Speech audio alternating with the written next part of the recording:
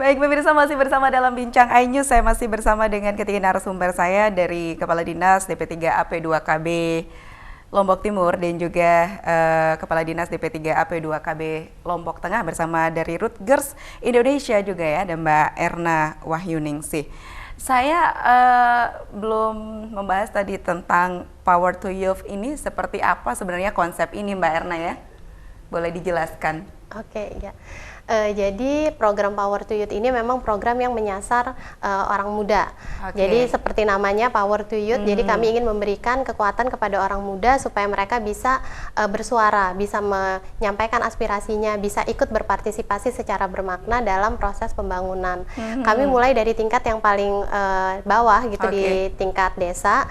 Jadi di sini alhamdulillah di Kabupaten Lombok Timur di bulan Juni kemarin kita sudah mengukuhkan ada 4 forum anak dan 4 PATBM yang mana anak-anak ini sudah ikut menjadi anggota dari RKPDes. Jadi sudah ikut serta juga dalam proses perencanaan penganggaran di desanya begitu. Dan alhamdulillah desa juga sudah menganggarkan secara khusus untuk orang-orang muda ini sehingga mereka bisa berkegiatan.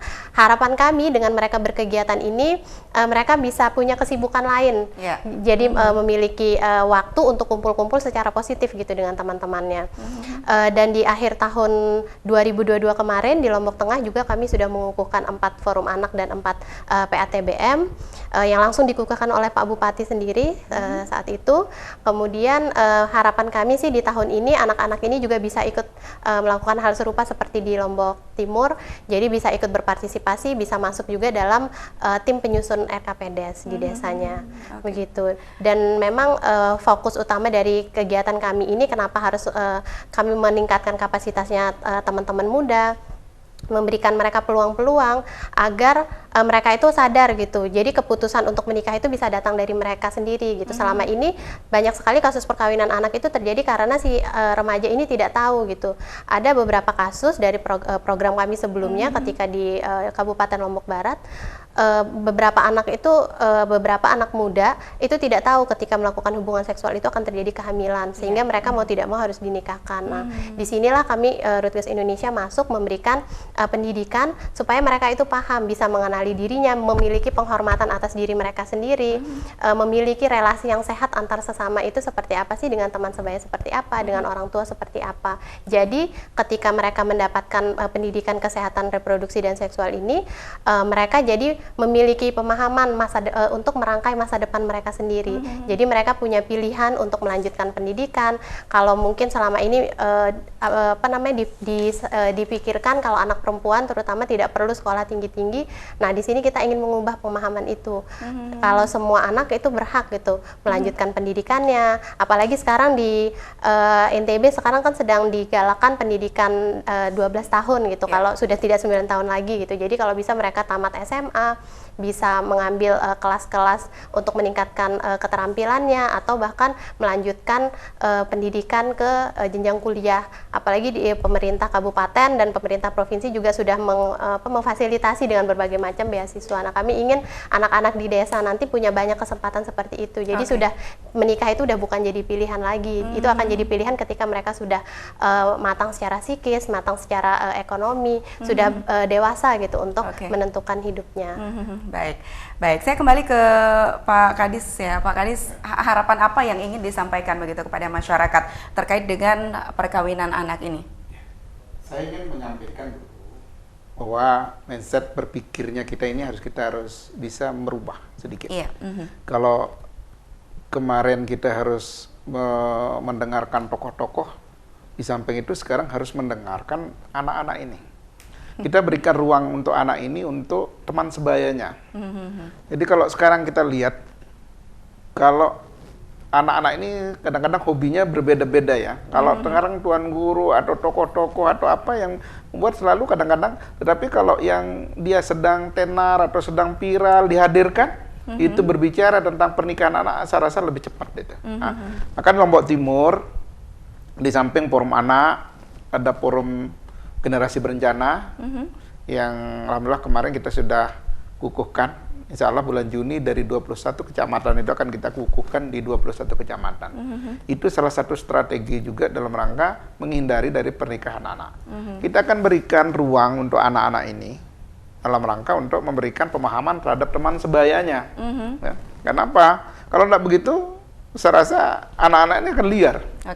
Nah, dengan demikian kita berikan panggung untuk berbicara tentang dampak dari perkawinan anak, kemudian nanti tentang resiko, itu akan kita buatkan panggung atau ruang untuk anak berbicara. Sehingga nanti kita, pejabat, pemerintah itu mendengarkan suara anak ini yang berbicara terhadap teman sebayanya. Karena kalau tidak begitu, maka harus dua hal ini antara tokoh dan anak ini harus kita padukan.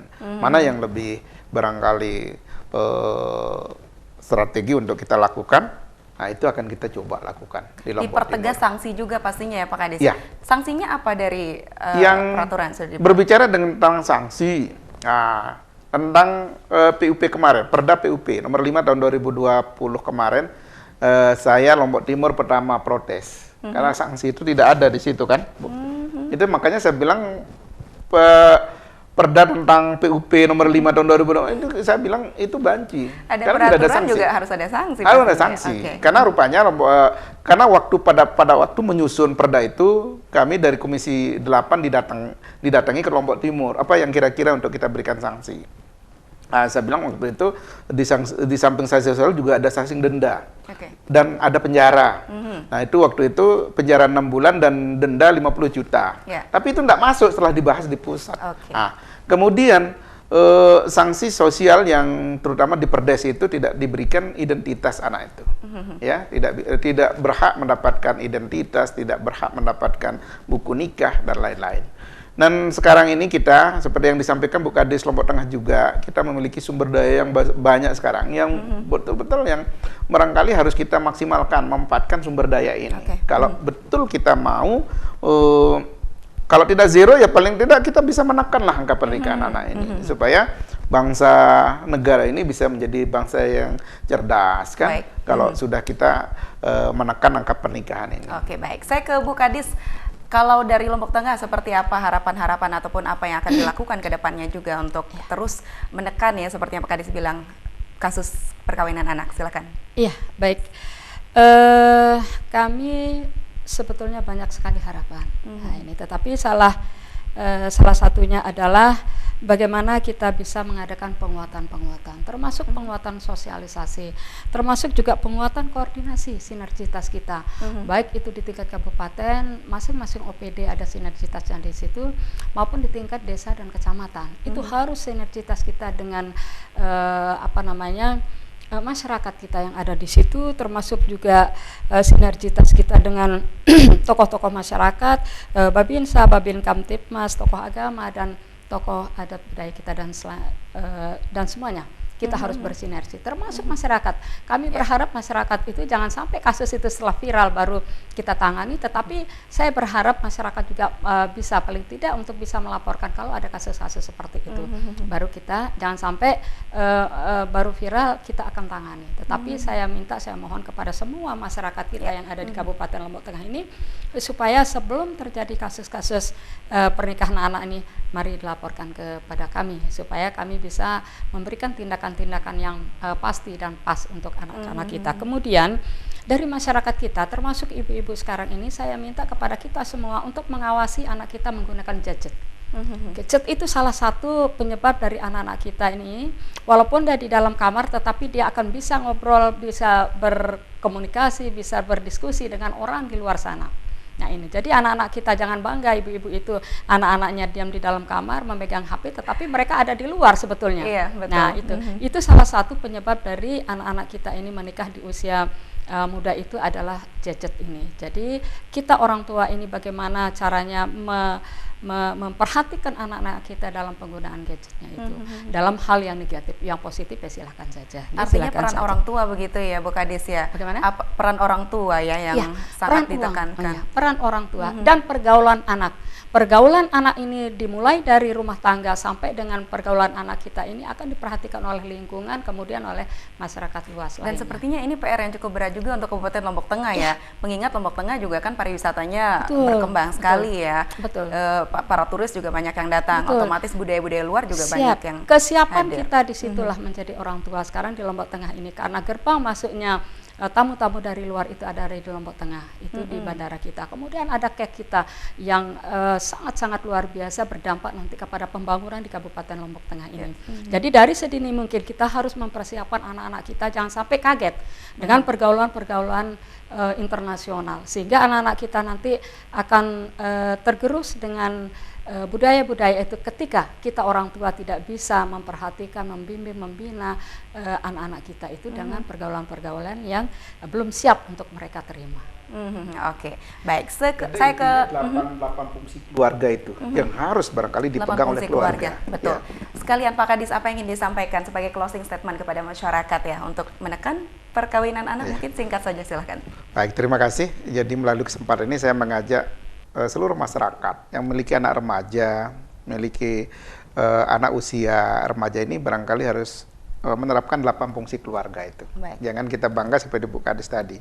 Mestinya di dalam kamar, semestinya anak kita ada di luar mestinya. Nah, yang kedua, saya ingin mengajak aparat penegak hukum barangkali.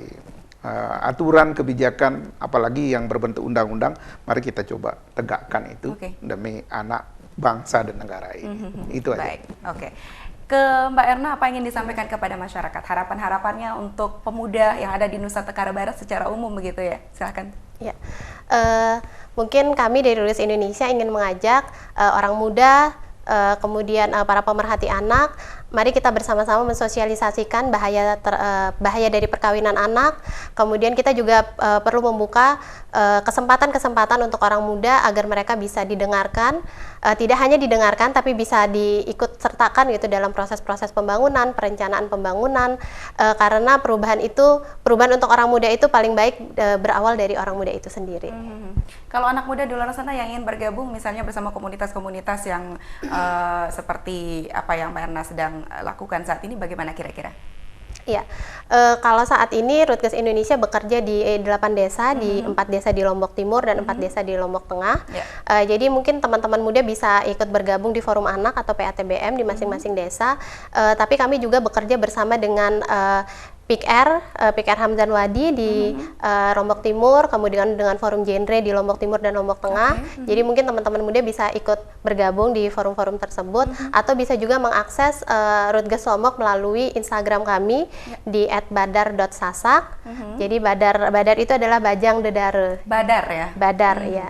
Jadi badar sasak itu adalah untuk bajang dan dedare yang ada di Sasak. Baik, gitu. Jadi bisa mengakses kami melalui itu. Oke. Pak Kadis, Bu Kadis, dan juga Mbak Erna, terima kasih sudah mencerahkan ya masyarakat di Nusa Tenggara Barat secara umumnya untuk bagaimana kita bisa sama-sama menekan dan juga mencegah kasus pernikahan anak ini. Sukses selalu untuk kita semua, semoga selalu sehat, Bu Kadis, Pak Kadis, dan juga Mbak Erna. Kita akhiri bincang Ayu sekali ini. Pemirsa, semoga di Nusa Tenggara Barat sekali lagi bisa terus menekan dan juga mencegah kasus perkawinan anak ini. Saya Korea Pizza bersama kru yang bertugas pamit undur diri. Terima kasih atas kebersamaan Anda. Wassalamualaikum warahmatullahi wabarakatuh. Sampai jumpa.